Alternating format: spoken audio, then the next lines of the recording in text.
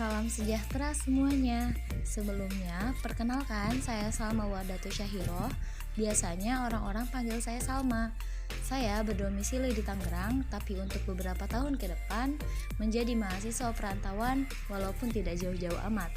Karena saya mahasiswa semester 2, Prodi Bisnis Digital Politeknik Fiksi Input Serang. Cukup mungkin perkenalan dari saya, dan salam kenal siapapun yang menonton video ini. Sebelum masuk pada materi yang akan dibahas, saya ingin mengucapkan terima kasih kepada Ibu Zubaida Meilani, Eskom Mkom, selaku dosen pengampu mata kuliah Sistem Informasi Bisnis yang sudah memberikan kesempatan kepada saya untuk menyampaikan materi yang bentar lagi akan saya bahas. Dan untuk teman-teman yang menonton video ini, alangkah baiknya menyiapkan buku catatan, barangkali ada poin penting yang harus di-highlight, atau sekedar menyiapkan cemilan supaya tidak mengantuk saat pemaparan materi. Dan ada yang perlu kita bahas sebelum masuk materi, yaitu sedikit tentang apa itu sistem informasi bisnis, supaya teman-teman dan saya khususnya jadi tahu dulu dasarnya, karena yang akan saya bahas nanti adalah submateri dari sistem informasi bisnis itu sendiri. Jadi, sistem informasi adalah suatu kombinasi dari teknologi informasi dan aktivitas orang yang menggunakannya untuk mendukung operasi serta manajemen. Sedangkan, bisnis adalah suatu usaha untuk menjual barang atau jasa yang dilakukan seseorang, perseorangan, atau bahkan organisasi kepada konsumen dan ditujukan agar memperoleh keuntungan atau laba. Dapat disimpulkan bahwa sistem informasi bisnis merupakan kumpulan teknologi informasi yang memiliki kesatuan antara satu dengan yang lainnya dan ditujukan untuk kepentingan jual produk atau jasa. Nah, setelah mengetahui dasarnya, mari kita kupas tuntas tentang sistem dukungan eksekutif atau Executive Support System. Di depan, kita akan mengetahui tentang pengertiannya, sejarahnya, komponen-komponen di dalamnya, konsep dasar, faktor-faktor penentu keberhasilan, langkah-langkah untuk meningkatkan sistem, serta kekurangan dan kelebihannya tuh ada apa saja. Menurut pengertiannya, sistem informasi eksekutif merupakan suatu sistem yang menyediakan informasi bagi eksekutif mengenai kinerja keseluruhan perusahaan. Informasi dapat diambil dengan mudah dan dalam berbagai tingkat rincian dan memudahkan serta mendukung keterangan dan pembuatan keputusan kebutuhan dari eksekutif senior dengan menyediakan kemudahan akses terhadap keduanya, internal dan eksternal, keterangan relevan untuk bertemu goal strategis dari organisasi. Berikut ini beberapa pandangan tentang apa saja yang harus dilakukan oleh seorang eksekutif. Menurut Henry Fayol, semua manajer melakukan fungsi-fungsi manajemen yang sama, merencanakan, mengorganisasikan, menyusun, mengarahkan, dan mengendalikan. Perencanaan sangat ditentukan pada tingkat eksekutif, sedangkan fungsi-fungsi lain oleh tingkat yang lebih rendah. Peran-peran managerial Mintzberg. Semua manajer melakukan semua peran, tetapi orientasinya berbeda untuk tiap tingkatan. Salah satu peran keputusan adalah negosiator. Contohnya, manajer puncak berunding dalam melakukan merger usaha, dan manajer tingkat bawah berunding tentang tanggal penerimaan pemasok. Agenda dan jaringan Kotter menurut Profesor John P. Kotter dari Harvard. Para eksekutif mengatasi tantangan pekerjaan mengikuti strategi 3 tahap. Pertama, menetapkan agenda tujuan yang harus dicapai perusahaan. 2, membantu jaringan kerjasama di antara orang-orang yang harus menyelesaikan agenda tersebut.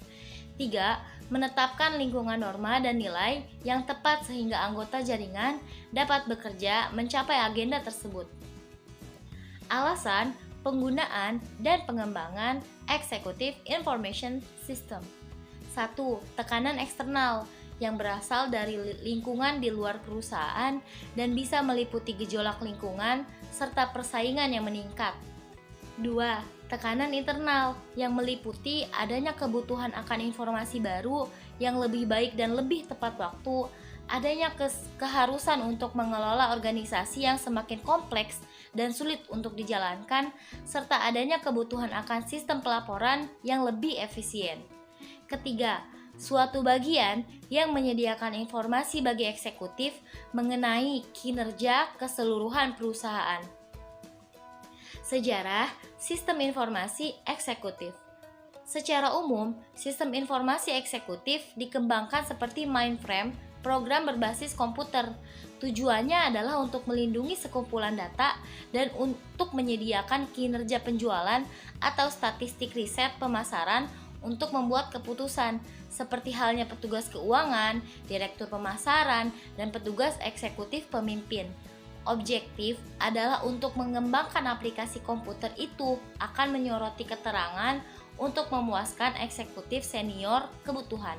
Secara khas, sebuah AIS menyediakan data hanya perlu untuk mendukung keputusan level eksekutif daripada data bagi seluruh perusahaan. Hari ini, aplikasi dari AIS tidak hanya pada hierarki perusahaan, tetapi juga di komputer pribadi pada satu daerah jaringan lokal. AIS sekarang seberangi platform perangkat keras komputer dan mengintegrasikan keterangan menyimpan pada mainframe, mesin komputer pribadi, dan mini komputer.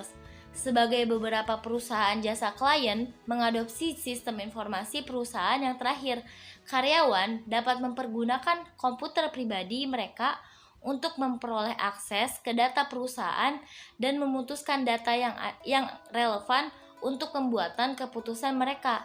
Perbuatan pengaturan ini semua, pengguna mampu untuk menyesuaikan akses mereka ke perusahaan sesuai data dan menyediakan keterangan relevan terhadap keduanya, bagian atas dan tingkat yang lebih rendah di perusahaan.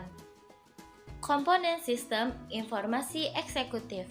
Secara umum, komponen dari AIS dapat tergolong seperti 1. Hardware atau perangkat keras. Ketika membicarakan tentang perangkat keras untuk suatu lingkungan AIS, kita harus memfokuskan pada perangkat keras yang dibutuhkan pertemuan eksekutif. Eksekutif harus diletakkan yang pertama dan kebutuhan eksekutif harus didefinisikan sebelum perangkat keras dapat dipilih. Perangkat keras komputer dasar diperlukan untuk suatu AIS meliputi 4 komponen. 1. Input device atau alat masukan. Alat ini mengizinkan eksekutif untuk memasuki, verifikasi, dan perbaharuan data dengan seketika. Yang kedua, Central Processing Unit adalah pusat komponen karena ini dapat mengontrol komponen mesin komputer yang lain. Yang ketiga, file penyimpanan data. Eksekutif dapat mempergunakan ini secara terpisah untuk menyimpan keterangan bisnis, dan bagian ini juga dapat membantu eksekutif mencari keterangan informasi bisnis historis dengan mudah. Yang keempat, output device atau alat keluaran. Eksekutif dapat menggunakan alat ini untuk membaca rekaman visual, dan sistem ini memerlukan dukungan dan hardware komputer yang tidak begitu mahal. Alat ini juga dapat meningkatkan akses dari keterangan AIS untuk banyak pengguna yang lain dengan suatu perusahaan. Yang kedua, ada software atau perangkat lunak. Memilih perangkat lunak penting untuk mendesain satu AIS yang efektif. Oleh sebab itu, komponen perangkat lunak dan bagaimana cara mengintegrasikan data ke dalam suatu sistem sangatlah penting. Perangkat lunak dasar yang diperlukan untuk satu AIS meliputi 4 komponen. Ada teks yang mendasari perangkat lunak. Bentuk paling umum dari teks dapat didokumentasikan. Ada database. Database heterogen bercokol pada satu jangkauan spesifik vendor dan platform komputer membuka akses eksekutif bagi eksekutif. Ada dasar grafis. Grafis dapat mengarahkan volume dari teks dan statistik ke dalam keterangan visual untuk eksekutif. Jenis grafis yang khas adalah bagan gugus berkala, diagram, peta, grafis, gerak, bagan urutan, dan perbandingan mengorientasi graf atau bagan balok. Ada dasar model. AIS memodelkan data yang mengandung data statistik rutin dan khusus, keuangan, dan analisis kuantitatif lain. Contoh dari hardware yang mendukung adalah software yang memiliki skema klien atau server, di mana software tersebut dapat diakses melalui jaringan lokal. Contohnya sebagai berikut: software server database, misalnya Microsoft Access, SQL Server, MISIC menggunakan bahasa Visual Programming, contohnya DLP atau Visual Studio, Graphical User Interface, dan User Friendly. Yang ketiga, ada pengguna interface. Sejak AIS menggunakan data dari berbagai macam sumber, baik yang didapat dari database, data internal, maupun data yang dikumpulkan dari data eksternal yang dapat berupa data memo, data analisa, data laporan, dan lain-lain. Untuk ini diperlukan interface yang dapat memadukan data-data yang masih relevan dengan data yang digunakan untuk AIS. Contoh interface antara lain adalah report berjadwal, tanya jawab atau kuesioner atau angket, menu driven, bahasa, dan input atau output. Yang keempat, ada telekomunikasi, jaringan yang memadai untuk menunjang proses data yang dapat berupa data teks ataupun data grafik sehingga pertukaran informasi dapat dilakukan dengan sempurna. Diharapkan kombinasi software dan hardware dapat didukung dengan kinerja jaringan yang memadai. Yang kelima ada aplikasi, karakteristik ada publikasi, ketujuh ada pemasaran, dan kedelapan ada keuangan. Kemampuan tambahan yang dimiliki oleh AIS antara lain 1. Memberikan dukungan dalam komunikasi elektronik, misal email, computer conferencing, dan word processing.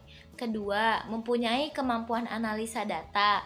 Yang ketiga, mempunyai alat pengorganisasian atau Executive Information System.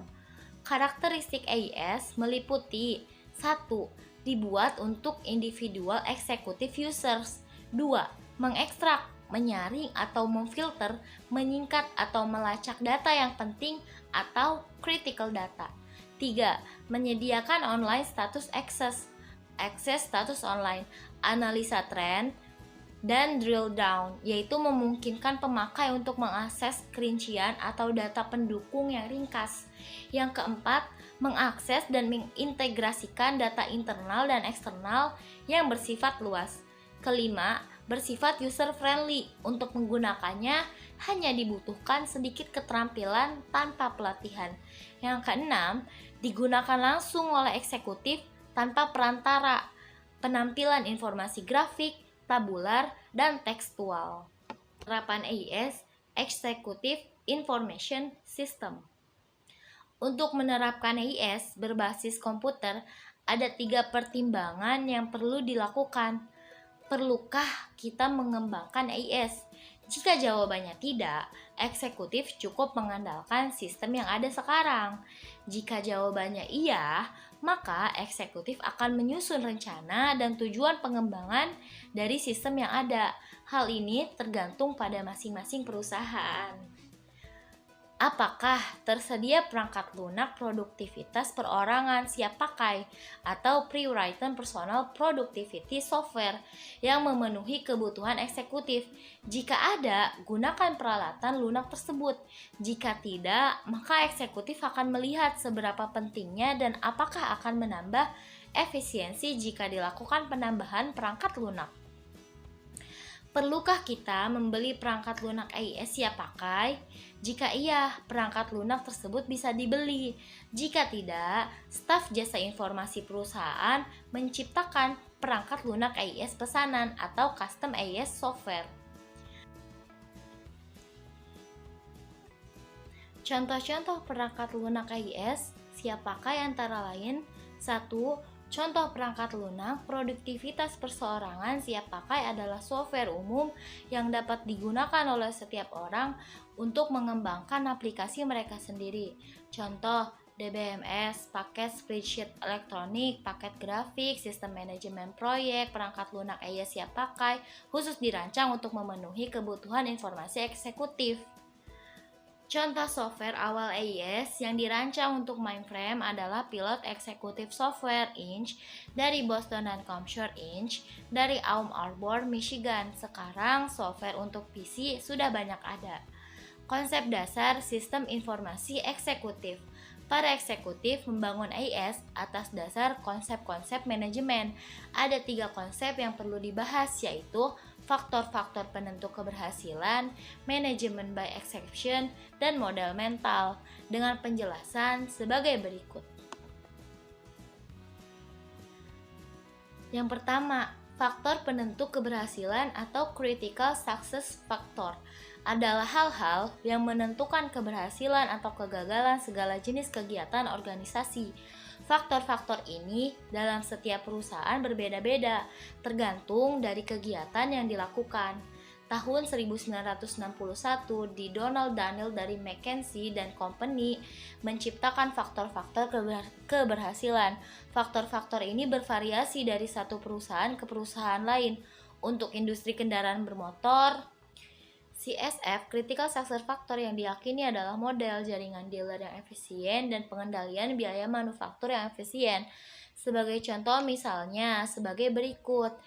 CSF dari industri asuransi jiwa adalah pengembangan personil manajemen agen, pengendalian personil administratif, dan inovasi menciptakan produk-produk asuransi.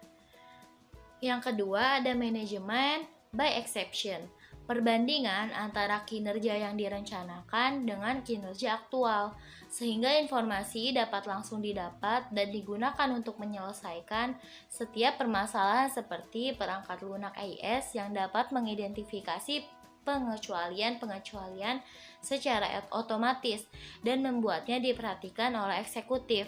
Ketiga, ada model mental. Peran utama IS adalah membuat sintesis atau mencarikan data dan informasi bervolume besar untuk meningkatkan kegunaannya. Pengambilan sari ini disebut pemampatan informasi atau information compression dan menghasilkan suatu gambaran atau model mental dari operasi perusahaan. Tahun 1973, P.N. Johnson Lafitte menciptakan istilah model mental, yakni memungkinkan perorangan untuk membuat penilaian dan perkiraan, untuk memahami fenomena, untuk memutuskan tindakan yang perlu diambil, dan untuk mengendalikan pelaksanaannya, dan di atas semuanya, untuk mengalami kejadian melalui pengganti atau proksi. Faktor-faktor penentu keberhasilan sistem informasi eksekutif. Rockart dan DeLong mengidentifikasi 8 faktor penentu keberhasilan AIS, yaitu 1. Sponsor eksekutif yang mengerti dan berkomitmen.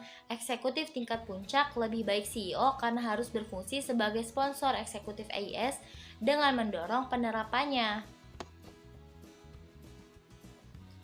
Yang kedua, sponsor operasi. Kalau sponsor eksekutif sibuk dapat diberikan kepada eksekutif lebih rendah.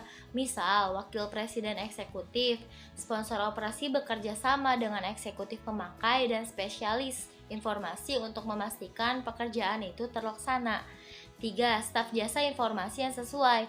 Tidak saja mengerti teknologi informasi, tetapi juga mengerti cara eksekutif menggunakan sistem itu.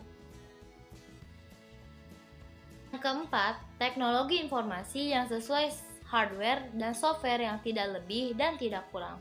Yang kelima, manajemen data. Data harus selalu mutakhir dengan mengidentifikasi tanggal dan jam dimasukkan dalam sistem. Juga perlu analisis melalui drill down dengan bertanya kepada manajer data atau keduanya. Yang keenam, kaitan yang jelas dengan tujuan bisnis. AIS harus berhasil memecahkan masalah spesifik untuk memenuhi kebutuhan yang dapat ditangani teknologi informasi. 7. Manajemen atas, penolakan organisasi. Jika seorang eksekutif menolak AIS, perlu upaya untuk mendapatkan dukungan. Untuk itu, perlu identifikasi masalah tersebut, kemudian menerapkan AIS dengan prototyping untuk mengatasi masalah tersebut. Yang kedelapan, manajemen atas penyebaran dan evolusi sistem. Jika manajer tingkat atas mulai menerima informasi dari AIS, maka manajer tingkat bawah menginginkan informasi yang sama, karena mereka ingin mengantisipasi masalah dan memecahkannya sebelum manajer tingkat atas menganggap masalah tersebut tidak terkendali. Langkah-langkah eksekutif untuk meningkatkan sistem informasi. 5 langkah untuk pencapaian pengembangan tersebut. 1. Menyimpan inventarisasi dari transaksi informasi yang masuk, yaitu memelihara record data dan menyimpan ke database dan dapat dibuat laporan. Studi Jones dan McLeod mengemukakan bahwa eksekutif biasanya menganggap sumber dan media tertentu dapat memberikan kontribusi yang lebih banyak dari apa sebanyak yang ia berikan. Dengan bukti, sumber dan media yang lain mungkin ia remehkan. Eksekutif dibantu oleh sekretarisnya dapat memelihara catatan data yang sama seperti yang ada pada studi Jones dan McLeod. Data yang dicatat tersebut dimasukkan ke dalam DBMS. Kemudian mereka dapat membuat laporan yang dapat digunakan untuk menjawab 7 pertanyaan yang dikemukakan oleh Jones dan McLeod bila mereka berhubungan dengan sistem yang dimilikinya. Yang kedua, merangsang terjadinya sumber yang bernilai tinggi. Dengan adanya sumber yang bernilai tinggi, maka eksekutif mengkomunikasikan sumber tersebut ke setiap anggota dengan melakukan konferensi. Eksekutif kemudian dapat melakukan cara yang lebih mudah untuk mengkomunikasikan sumber tersebut. CEO bank memberikan contoh yang baik mengenai cara melakukan hal ini. Mungkin sebagian besar informasi yang bernilai tinggi yang ia terima berasal dari komite manajemennya. Agar setiap anggota merasa mempunyai kesempatan yang sama untuk berpartisipasi, CEO memutuskan untuk menggunakan meja bundar untuk melakukan konferensi. Yang ketiga, mengambil manfaat dari peluang yang ada. Ketika informasi datang, eksekutif harus dapat memperolehnya. Ketika secuil informasi datang, eksekutif harus menangkapnya. Wakil Direktur Bidang Keuangan menjalankan strategi ini dengan menempatkan meja kerjanya menghadap tembok, sehingga ia membelakangi pintu masuk. Nampaknya hal ini seperti untuk menghindari informasi, padahal sebenarnya maksudnya kebalikannya. Seperti yang ia jelaskan, ketika seseorang memasuki kantornya, ia tidak ingin melakukan percakapan dengan tamu tersebut sambil melihat tumpukan kertas kerja yang belum selesai dikerjakan. Dengan penempatan mejanya menghadap tembok, ia dapat menghadapi tamunya dengan konsentrasi penuh tanpa gangguan kertas kerja yang belum ia selesaikan. Yang keempat, menyesuaikan sistem dengan kebutuhan perorangan. Eksekutif menggunakan gaya atau cara pengumpulan informasi yang berbeda. Dalam studi Jones dan McLeod, datanya menunjukkan bahwa tiap eksekutif mempunyai gaya atau cara pengumpulan informasi yang berbeda-beda. Apa yang terbaik bagi eksekutif adalah bila ia tidak bekerja untuk orang lain. CEO dari perusahaan pengecer mengerjakan apa yang menjadi pekerjaannya sendiri. Yang kelima, memanfaatkan teknologi, memanfaatkan staf pelayan informasi untuk mengembangkan sistem dalam perusahaan itu sendiri. Minat terhadap AIS telah meningkat mulai akhir tahun 1980-an. Banyak perusahaan besar yang telah mempekerjakan staf pelayanan informasi untuk mengembangkan sistem dalam perusahaan itu sendiri. Sekarang ini ada lebih dari 30 perusahaan yang memasuk dan menawarkan software AIS, hardware, dan pelayanan konsultasi. Kita akan mengakhiri pembahasan kita kali ini dengan menampilkan pilihan dan beberapa dasar untuk melakukan implementasi yang baik. Ada alasan AIS dibutuhkan untuk kebutuhan informasi yang up to date. Beberapa alasan mengapa AIS yang dibutuhkan untuk mengatasi berbagai macam kebutuhan akan informasi yang up to date. Ada dari eksternal, meningkatkan kompetisi lingkungan yang dengan cepat berubah, keharusan untuk selalu proaktif, kebutuhan untuk mengakses eksternal database. Ada dari internal, kebutuhan akan informasi yang up to date, kebutuhan akan komunikasi, kebutuhan akan informasi yang lebih akurat, kebutuhan untuk meningkatkan keefektifan tujuan dari eksekutif information system adalah menghasilkan target informasi yang selalu up to date untuk meningkatkan performance dari suatu perusahaan dengan memberikan perhatian khusus pada tujuan akhir dan prioritas dari perusahaan tersebut.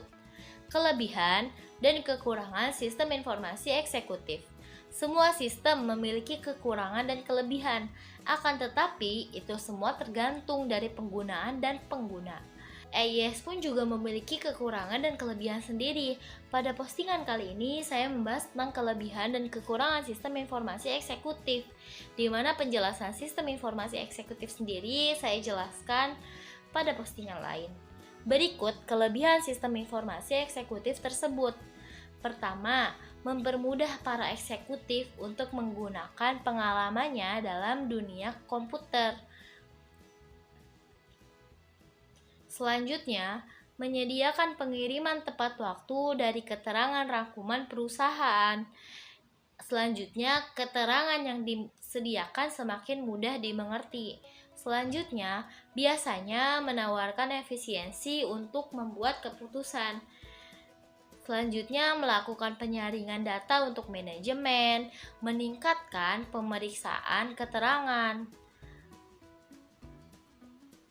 dan dapat mengakses dan memadukan jangkauan data internal dan eksternal yang bersifat luas. Sedangkan kekurangan sistem informasi eksekutif yaitu: 1. Memiliki fungsi yang terbatas, tidak dapat melakukan perhitungan kompleks. Kedua, pada perusahaan kecil mungkin membutuhkan biaya lebih untuk membuat implementasi. Yang ketiga, karena sistemnya besar sehingga sulit untuk mengaturnya. Yang keempat, pembuatannya harus dapat memenuhi kebutuhan informasi bagi eksekutif senior. Yang kelima, eksekutif mungkin menghadapi beban terlalu berat untuk membuat keterangannya. Kesimpulan yang saya dapatkan dari pemaparan materi yang tadi disampaikan adalah sistem informasi eksekutif memiliki peranan yang sangat penting dalam perkembangan sistem informasi dewasa ini. Sistem informasi eksekutif merupakan sistem terkomputerisasi yang memberi eksekutif akses yang mudah ke informasi internal dan eksternal yang relevan dengan faktor keberhasilan kebutuhannya. Saran yang bisa saya sampaikan: dalam sistem informasi komputerisasi atau elektronik dapat memungkinkan semua orang untuk bisa mengakses informasi-informasi yang ada, baik informasi yang bersifat umum maupun yang khusus atau rahasia. Dengan demikian, maka harus ada sistem pengamanan data yang sangat baik untuk menjaga informasi khusus atau data-data yang bersifat rahasia tersebut. Selesai juga materi yang saya sampaikan. Nah, apabila teman-teman merasa ada poin-poin penting yang terlewat yang tidak saya sampaikan, atau ada poin-poin materi yang sifatnya keliru dan misunderstanding, boleh banget teman-teman untuk menyampaikannya di kolom komentar agar kita bisa sama-sama belajar dan berdiskusi di bawah. Dan mohon maaf bila ada kata-kata yang kurang berkenan atau sikap dan perilaku yang kurang sopan, karena bagaimanapun saya ini manusia biasa, tempatnya salah dan lupa. Mohon dimaafkan. Selamat berjumpa di lain kesempatan teman-teman. Dadah.